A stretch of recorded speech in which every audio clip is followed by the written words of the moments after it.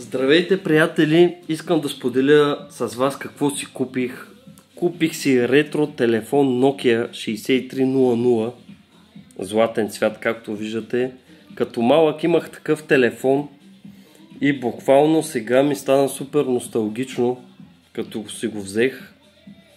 Страхотно е телефончето. Имам приятел от Чехия, който ги колекционира и се разбрахме да ми изпрати. И честно казано, не очаквах да е като нов, да е толкова запазен. Харесва ми страшно много. Сега ще го запусна, ще ви покажа. Капака му е метален. Страхотен е. Батерията каза, че е чисто нова. Супер е телефончето. Поне на мен си ми харесва. Пише, че е произведено в Финландия. Сега ще го запусна. Това телефонче толкова ми хареса, че буквално реших да си направя колекция от ретро телефони.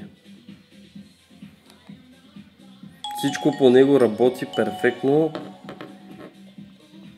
Телефона пристигна очудващо за мен с зарядно, с слушалки на Nokia, с кабелче. Дори има и от тези връзки едно време, който си спомня, ги слагахме на телефоните, за да не ги изпускаме. Nokia-та работи супер. Моят приятел ме увери, че батерията издържа между 8 и 10 дена, което за новите телефони просто звучи невероятно. Поразгледах го, има си камери, има си всичко предостатъчно. И най-големият плюс на тия телефони е батерията и според мен е това, че не е проследяем от новите технологии.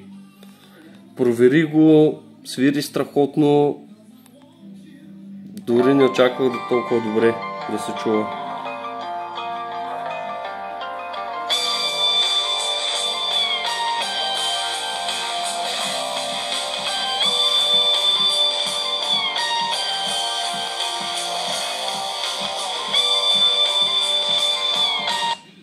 Страхотно, хареса ми много.